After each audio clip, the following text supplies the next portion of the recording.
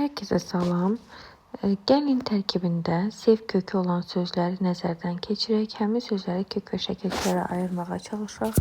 Sözlərimizi bir-bir qeyd edək. Daha sonra isə kök, leksik, şəkilçi olaraq sözləri ayıraq. Gəlin yazaq. İlk öncə sevda sözünü qeyd edək.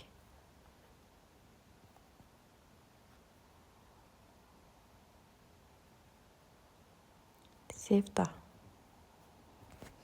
İkinci sözümüz sevinç.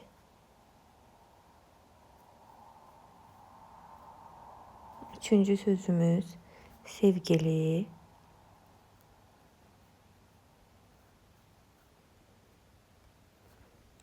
Digər sözümüz sevinmək.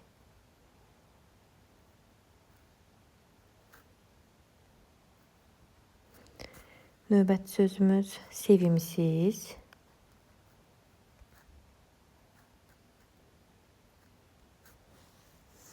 Digər sözümüz isə sevimli. Gəlin sözlərimizi kök və leksik şəkilçilərə ayıraq. İlk öncə sevda sözünə başlayaq.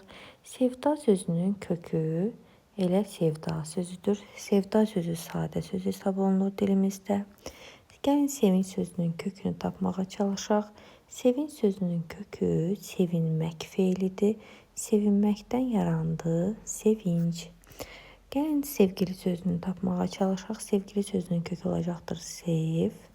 Sevmək feili, gi leksik, li leksik. Sevinmək sözünün kökünə gəlin baxaq. Sözümüzün kökü ilə sevinmək olacaqdır. Məkdə burada olacaqdır qrammatik şəkilçi. Sevimsiz sözünün kökü isə sev olacaqdır sözümüzün kökü. İmsiz şəkilçisi isə burada leksik şəkilçi kimi bütöv şəkildə götürüləcək və parçalanmalıdır. Gəlin sevimli sözünü kök və şəkilçilərə ayıraq. Sözümüzün kökü olacaqdır sev. Sevməkdən də yarandı sevimli. Sözümüzün kökünü bu şəkildə götürməliyik.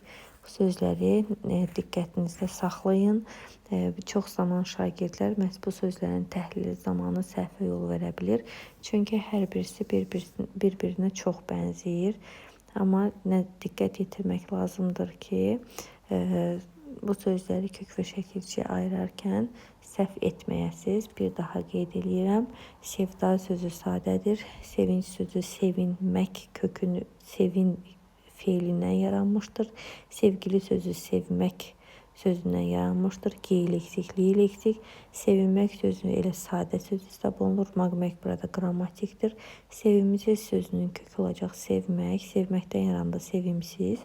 Sevimli sözünün kökü olacaq sev. Sevmək feili. Emli isə burada leksik şəkilçi kimi götürüləcəkdir. Məncə qaydamız sizə aydın oldu.